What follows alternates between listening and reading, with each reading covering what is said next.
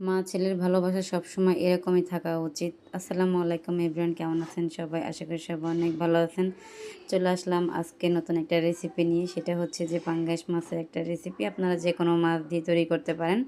তো এখানে যেহেতু আমার আর আমার ছেলের দুজনেরই হচ্ছে পাঙ্গাস মাছ পছন্দের, তাই আমি পাঙ্গাস মাছ দিয়ে রেসিপিটা তৈরি করলাম। তো এখানে হচ্ছে 2টা পিস নিয়ে নিলাম, তার মধ্যে দিয়ে দিলাম হচ্ছে কালো গোলমরিচ আর সাদা গোলমরিচ আর হচ্ছে সামান্য লবণ দিয়ে হচ্ছে আমি এটা সিদ্ধ করে নেব ভালো করে।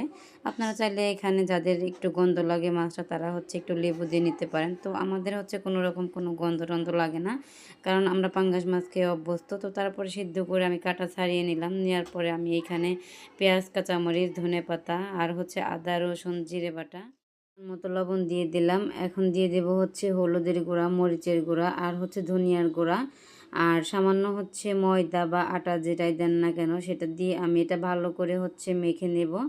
তো এটা মাখতে মাখতে সুন্দর একটা কালার চলে আসবে, দেখতেই পাচ্ছেন। তো আমি এটা ভালো করে মেখে তারপরে সাইডে রেখে দেব। এদিকে হচ্ছে আমি একটা ডিম নিয়ে নিলাম। তো একটা ডিম হচ্ছে আমি ভেঙে দেব। এখানে ভেঙে আমি এটা ভালো করে একদম মিক্সড করে নেব, যাতে করে কোনো রকম কোনো সাদা অংশ, শুধু সাদা অংশ না থাকে। তো সেই জন্য আমি হচ্ছে এটা ভালো করে ফিটিয়ে নিলাম। তারপরে এখানে আমি হচ্ছে বিস্কিটের গুঁড়া নিয়ে নিলাম। তো বিস্কিট আমার ঘরে তেমনটা ছিল না, অল্প একটু বিস্কিট ছিল, তাই আমি হচ্ছে যতটুকু ছিল ততটুকু গুঁড়া করে নিয়ে নিলাম। তো তারপরে আমি একটা তাওয়া বসিয়ে দিলাম চুলার ওপরে, সেইখানে তেল দিয়ে দিলাম পরিমাণ মতো। তেল দিয়ে আমি এখন এটা সুন্দর করে গোল গোল করে শেপ করে নেব। শেপ করে তারপরে ডিম লাগিয়ে তারপরে বিস্কিটের গুঁড়োটা লাগিয়ে দেব, দিয়ে তারপর তেলের মধ্যে দিয়ে দেব। এভাবে একে একে সবগুলো হচ্ছে আমি ভেজে নেব। আর এই রেসিপিটা এতটা মজার, আপনারা সন্ধ্যাবেলায় বানিয়ে খেয়ে দেখবেন, অসাধারণ লাগে, অসম্ভব মজার একটা রেসিপি। দেখতে পাচ্ছেন কতটা সুন্দর দেখাচ্ছে, কতটা লোভনীয়। আর একটা হচ্ছে আমি আমার ছেলের জন্য ললিপপ বানিয়ে দিলাম। ও হচ্ছে ললিপপ পছন্দ করে, তাই ও যেন খায়, সেজন্যই হচ্ছে ললিপপটা বানিয়ে দেওয়া।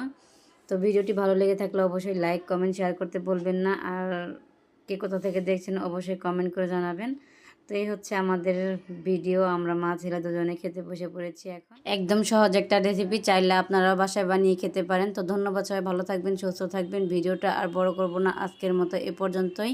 আর হ্যাঁ, সবাই আমাদের জন্য দোয়া করবেন, আমরা যেন আপনাদের জন্য ভালো ভালো সুন্দর ভিডিও নিয়ে আসতে পারি। আর এইভাবে যেন মা ছেলের ভালোবাসাটা চিরদিন থেকে যায়।